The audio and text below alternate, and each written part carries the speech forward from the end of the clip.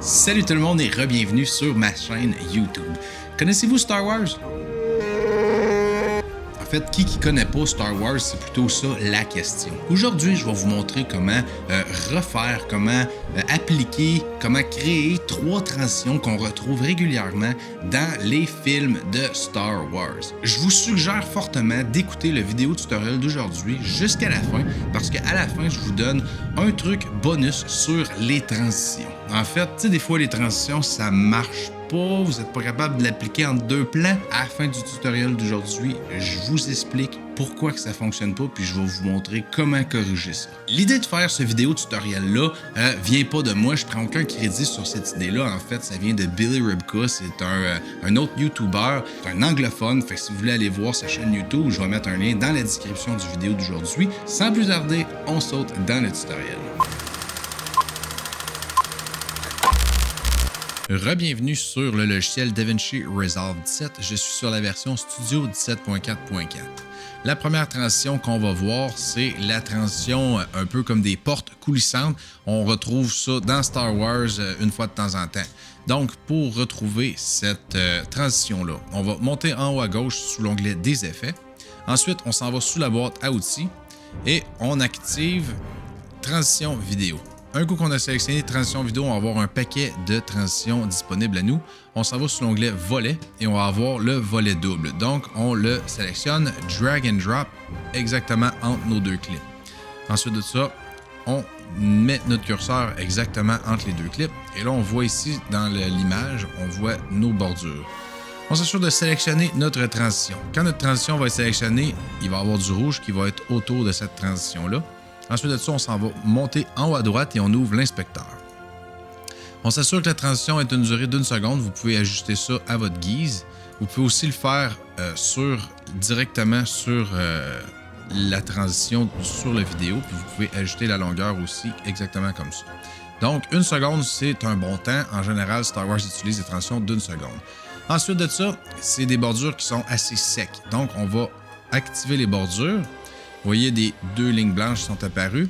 Nous, on veut pas ça, on veut activer le dégradé. Un coup qu'on active le dégradé, ça va nous rendre beaucoup plus soft la transition. Ensuite, si on fait play, on va avoir la transition des portes coulissantes comme dans Star Wars.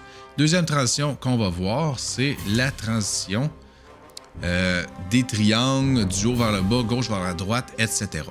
Pour retrouver cette transition-là, c'est encore la même chose. Les effets, transition vidéo, volet, on descend à volet simple, on le sélectionne, drag and drop exactement entre nos 2 clips, on amène notre curseur entre les 2 plans, on sélectionne la transition, elle va être en rouge quand elle va être sélectionnée.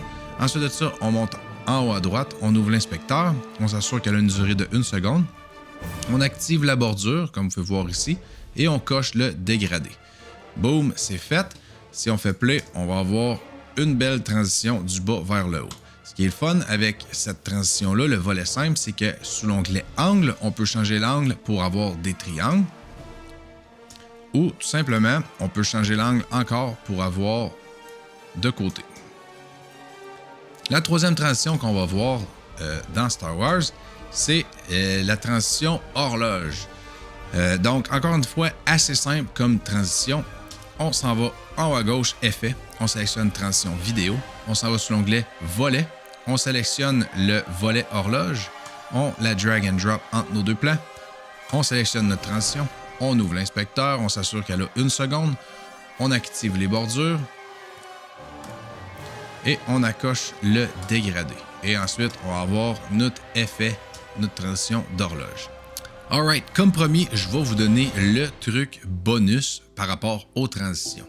Puis le truc bonus, c'est en fait pourquoi que des fois, quand on sélectionne une transition dans le logiciel DaVinci Resolve 17, on n'est pas capable de l'appliquer entre 2 plans.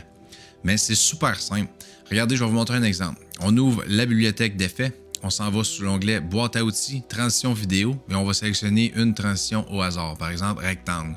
On la sélectionne, drag and drop, et on veut aller l'appliquer entre nos 2 plans.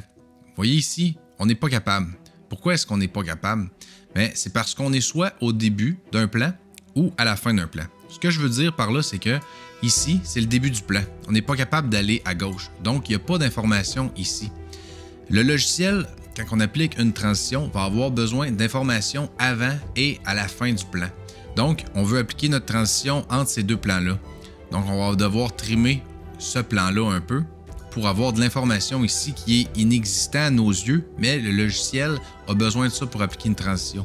Un coup qu'on resélectionne notre transition puis qu'on l'applique, le logiciel est capable d'appliquer notre transition parce qu'il va avoir de l'information avant et après. Je vais vous montrer un autre exemple, un peu à l'effet inverse. Si on sélectionne ce plan-là, là, voyez-vous, on a de l'information ici. Si on l'amène complètement au bout, on n'est plus capable de tirer. Pourquoi? Parce qu'on est à la fin.